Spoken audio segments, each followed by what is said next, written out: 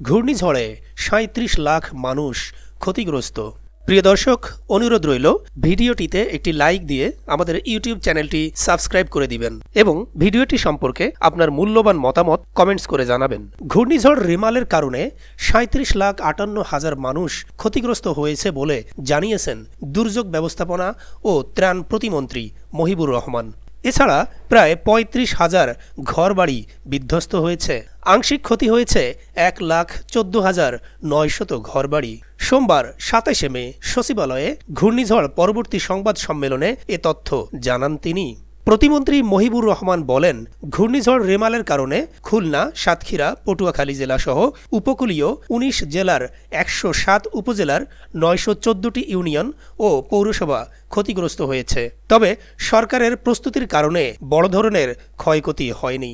তবে এ পর্যন্ত ১০ জন প্রাণ হারিয়েছে। তিনি বলেন, ইতিমধ্যে ক্ষতিগ্রস্তদের ৬,৮৫,০০,০০০ টাকা সহযোগিতার জন্য দেয়া হয়েছে। ৫,৫০০ মেট্রিক টন চাল, ৫,০০০ প্যাকেট শুকনো খাবার, এছাড়া শিশু খাদ্য কেনার জন্য ১,৫০,০০,০০০ টাকা সহযোগিতা করা হয়েছে।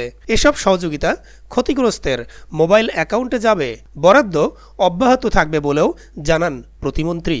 প্রতিমন্ত্রী মহিবুর রহমান জানান, ঝুঁকিপূর্ণ এলাকাসমূহে ৯,৪২৪টি আশ্রয়কেন্দ্র খোলা হয়েছে। এসব আশ্রয়কেন্দ্রে বা স্থায়ী শিক্ষা প্রতিষ্ঠানে ৮ লাখ মানুষ আশ্রয় নিয়েছে। মন্ত্রী আরও জানান, মঙ্গলবার ২৮শে মে পর্যন্ত সারা দেশেই বৃষ্টি ও দমকা হাওয়া থাকতে পারে।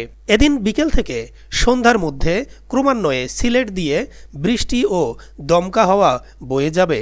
এদিকে সোমবার ঢাকায় ১২৫, চট্টগ্রামে ১৩৮ এবং কক্সবাজারে ১৩৯ মিলিমিটার বৃষ্টি হয়েছে।